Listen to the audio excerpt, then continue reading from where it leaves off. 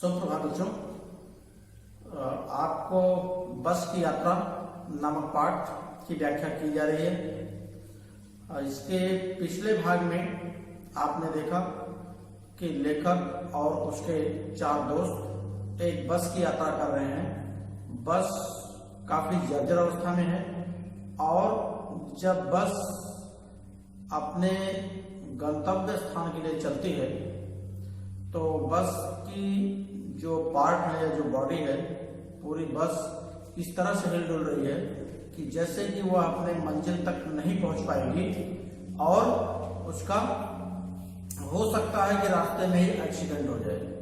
सही से ब्रेक नहीं लग रहा है, स्टीयरिंग का कोई भरोसा नहीं कब निकल जाए और इंजन ऐसे लग रहा है कि उसका कि पूरी बस ही इंजन बनी हुई है।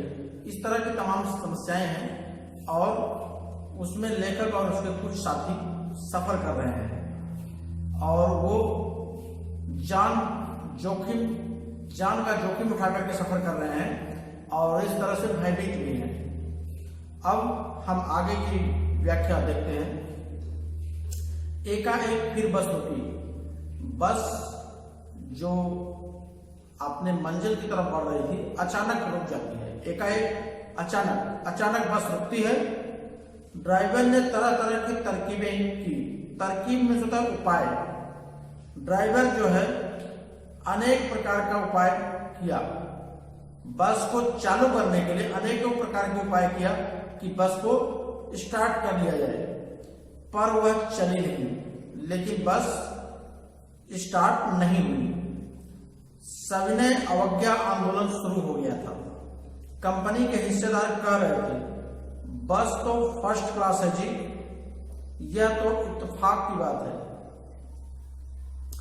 तो ऐसे लग रहा था कि जैसे बस सविनय अवज्ञा आंदोलन की शुरुआत कर दी है। जैसा कि आपको इसके पिछले भाग में बताया गया था, सविनय अवज्ञा आंदोलन है कि जो नियम के विरुद्ध जो काम किया जाए, नियम के विरुद्ध जाकर के जो काम किया जाए और समस्या पैदा की जाए। इस तरह से बस नहीं चल रही थी। यही उसके नियम का विरुद्ध है, क्योंकि बस का जो स्वभाव है वो चल करके मुसाफिर को अपनी मंजिल तक पहुंचाना है, लेकिन यहाँ बस चलने का नाम ही नहीं ले रही है। इसीलिए यहाँ पे लेखक ने कहा है कि सविनय अवज्ञा आंदोलन की शुरुआत हो गई है।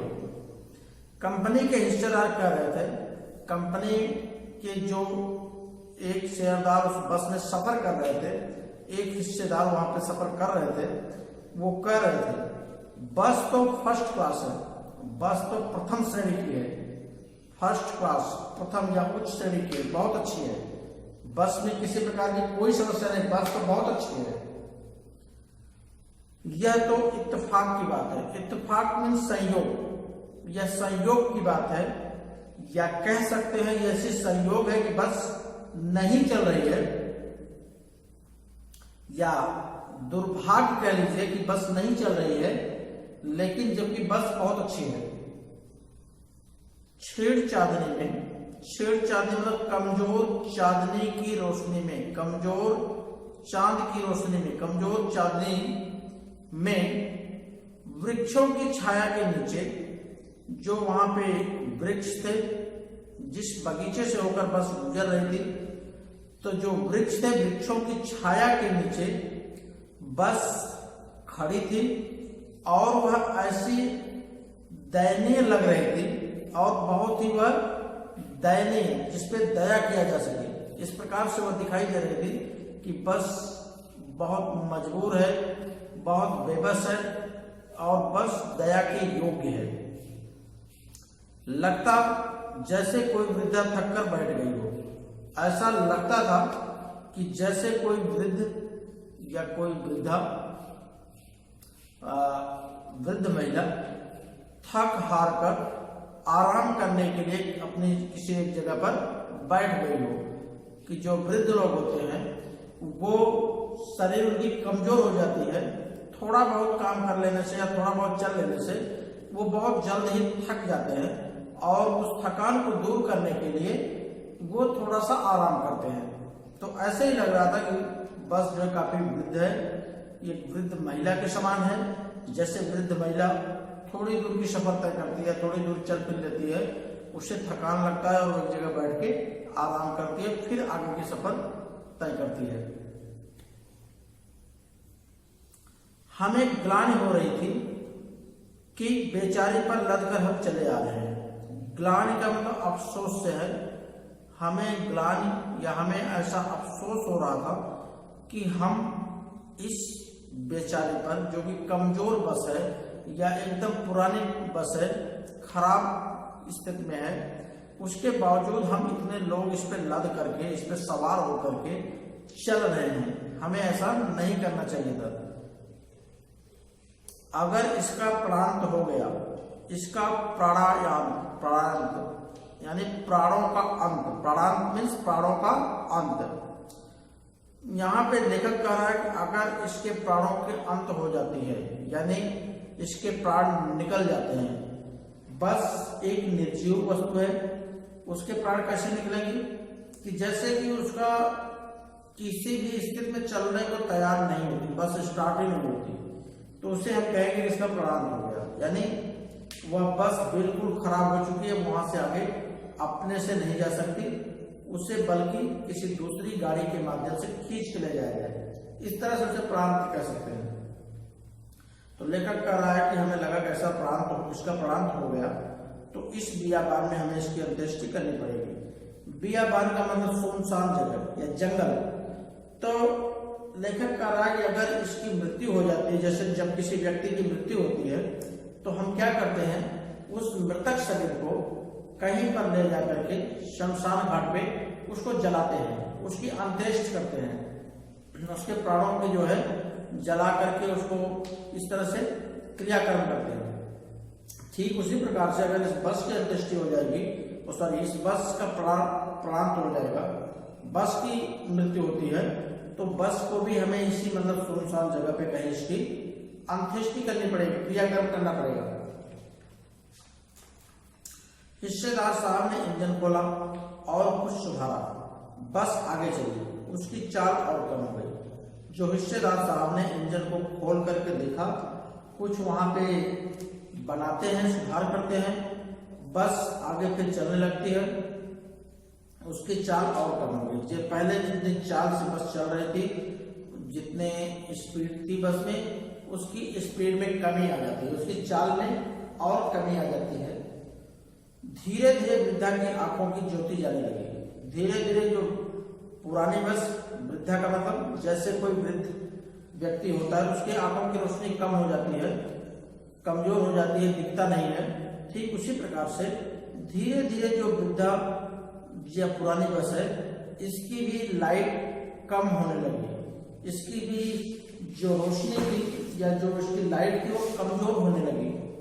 चांदनी में रास्ता टटोल कर वह रेंग रही थी, जैसे कि चांदनी रात में वह किसी तरह से, टटोलना में होता है खोजना, या किसी तरह से मतलब वो टटोल करके या देख करके वो रास्ते में चल रही थी। रेंगना में होता है धीरे धीरे चलना, धीरे धीरे चल रही थी। आगे या पीछे से कोई गाड़ी आती दिखती तो वह एकदम किनारे खड़ी हो जाती और कहती, निकल जाओ बेटी, अपनी तो वह उम्र ही नहीं रही। जैसे कोई तेज गाड़ी आगे से या पीछे से आ रही है, तो बस एक किनारे पे खड़ी हो जाती, रोड के किनारे पे खड़ी हो जाती, और ऐसा लगता कि ये लेखक की कल्पना है कि ऐसा लग रहा है कि जैसे कि बस कह रही हो कि बेटी, तुम्हारी उम्र और हमारी उम्र में काफी अंतर है, तुम्हारे जैसी अब हमें उम्र नहीं है, मैं तुम्हारे जैसे तेज नहीं चल सकती,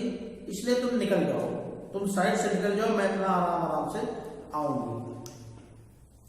एक पुलिया के ऊपर पहुंचे ही थे कि एक टायर हिस्स करके बैठ गया। एक पुलिया के ऊपर, जैसे कि आप जानते हैं कि पुल वगैरह बने होते हैं कहीं ऊपर, जिसे आप फ्लाईओवर वगैरह बोलते हैं, या फिर कह सकते कोई नदी है या इस तरह से कोई रेलवे क्रॉसिंग है, उसके ऊपर जो पुल बने होते हैं, तो एक पुलिया के ऊपर से जब बस गुजर रही थी, तो उसी पुल के ऊपर ही टायर पंचर हो जाता। फिर से करके हवा का निकलना, यानी अचानक टायर पंचर हो जाती है। वह बहुत जोर से हिलकर थम गई। बस बहुत जोर से इधर उधर डगमगाती है, हिलती है और थम जाती है, यानी रुक जाती है। अगर स्पीड में होती तो उछलकर नाले में गिर जाती। अगर बस की चाल तेज रही होती और अचानक टायर पंचर हो जाता तो बस उस तेज गति में होने की वजह से बस जो है नाले में जाकर गिर पड़ती। मैंने उस कंपनी के हिस्सेदार की तरफ पहली बार श्रद्धा भाव से देखा। तो लेखक कह रहा है कि कंपनी के जो हिस्सेदार साहब बस में सफर कर रहे थे, पहली बार मैंने बहुत ही सम्मान से उनकी तरफ देखा, बहुत ही श्रद्धा से देखा। श्रद्धा से क्यों देखा? वह टायरों की हालत जानते हैं, फिर भी जान हथेली पर लेकर इसी बस से सफर कर रहे हैं। इसलिए श्रद्धा से देखा कि टायरों की स्थिति उन्हें पता है। टायर उन्हें पता है कि टायर कमजोर है या कहीं भी कुछ भी हो सकता है। उसके बावजूद भी अपनी जान हथेली पर लेकर उस बस से सफर कर रहे हैं, इसलिए लेखक ने उन्हें श्रद्धा भाव से देखा। उत्सर्ग की ऐसी भावना दुर्लभ है। उत्सर्ग में होता त्याग, न्योछावर। उत्सर्ग की इस प्रकार की भावना, यानी त्याग की ऐसी भावना, इस प्रकार की भावना रखना कि त्याग जान भले चली जाए लेकिन बस के टायर तक नहीं बदलवाते, भले ही जान चली जाए। इस तरह की इनकी जो त्याग की भावना है बहुत ही कठिन है। दुर्लभ का मतलब कठिन। इस तरह की भावना मिलना बहुत कठिन है। सोचा इस आदमी के साहस और बलिदान भावना का सही उपयोग नहीं हो रहा है। मैंने सोचा कि यह व्यक्ति जो अपना प्राण भी देने को तैयार है, इतना बड़ा त्याग करने को तैयार है, इस आदमी के अंदर जो साहस है और वह जो बलिदान के लिए तत्पर है, तैयार है, इस प्रकार की भावना रखता है, इस आदमी का सही उपयोग नहीं हो रहा है। यानी बस के लिए जान देने को तैयार है, इसका मतलब इसको कहीं और देश के लिए कहीं ऐसे मतलब काम में लेना चाहिए जो कि एक अच्छा मतलब कि देश के काम है। इसीलिए इसका मतलब लेखक ने कहा कि इसका सही उपयोग नहीं हो रहा है। ये लेखक का बस के हिस्सेदार साहब पे कटाक्ष है, व्यंग्य है। इसे तो किसी क्रांतिकारी आंदोलन का नेता होना चाहिए। अगर बस नाले में गिर पड़ती और हम सब मर जाते तो देवता बाहें पसारे उसका इंतजार करते।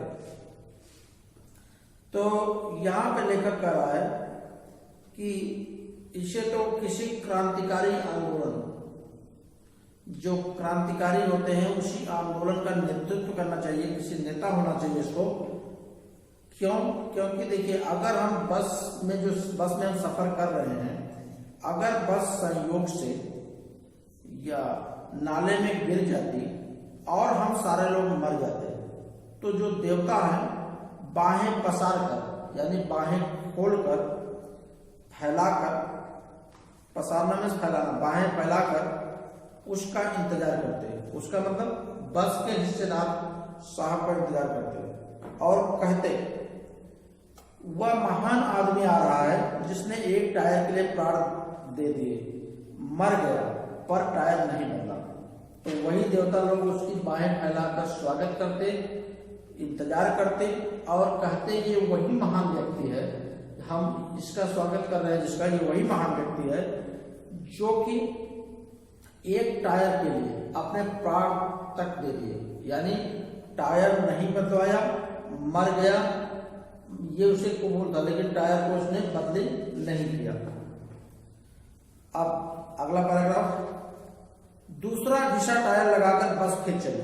दूसरा जो घिसा हुआ टायर था उसको मतलब कि टायर को बदला और टायर लगने के बाद बस उस स्थान से फिर आगे चलती है।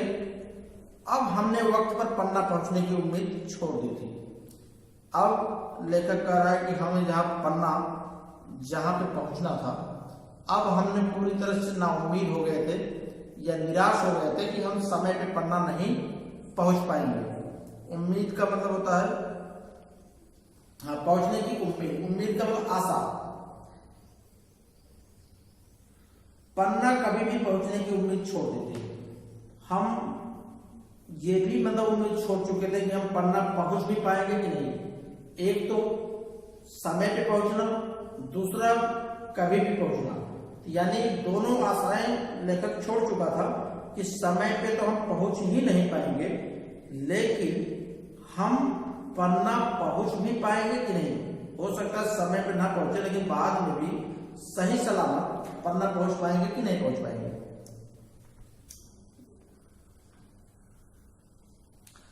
पन्ना क्या कहीं भी कभी भी पहुंचने की उम्मीद छोड़ देती।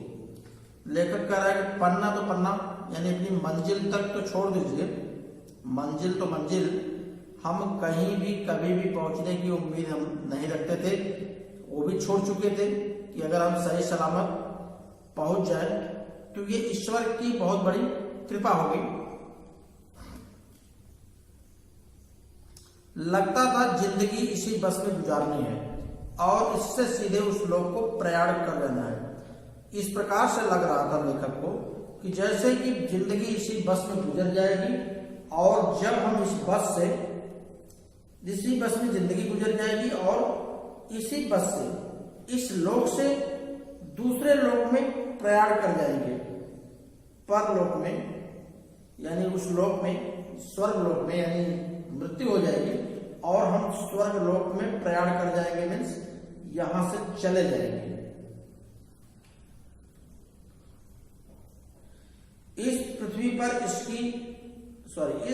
पर उसकी कोई मंजिल नहीं है। इस पृथ्वी पर जिस पे हम रहते हैं, इस पे लेखक कह रहा है हमारी कोई मंजिल नहीं है कि जहां हमें पहुंचना है या जो हमें पूरी करना है, इसीलिए कि अब हमें इस लोक से उस लोक में इस बस से ही चले जाना है। हमारी बेताबी का मतलब बेचैनी, हमारी बेचैनी, तनाव, टेंशन खत्म हो गए। इस तरह से हमारे जो तनाव थे, हमारी बेचैनी थी, सब समाप्त हो गया। हम स्थिर हो गए, धैर्य रख लिए। हम बड़े इत्मीनान से घर की तरफ बैठ गए। हम बड़े इत्मीनान से, इत्मीनान का मतलब एकाग्र चित्त, हम बहुत ही एकाग्र चित्त होकर के, यानी बहुत ही संयम से, बहुत ही धैर्य से, घर की तरह, जैसे लोग घर में रहते हैं बड़े सुकून से रहते हैं, ठीक उसी प्रकार से बड़े सुकून के साथ हम बस में बैठ गए। चिंता जाती रही, चिंता समाप्त हो गई धीरे धीरे, हंसी मजाक चालू हो गया और आपस में हम हंसी मजाक शुरू कर दिए।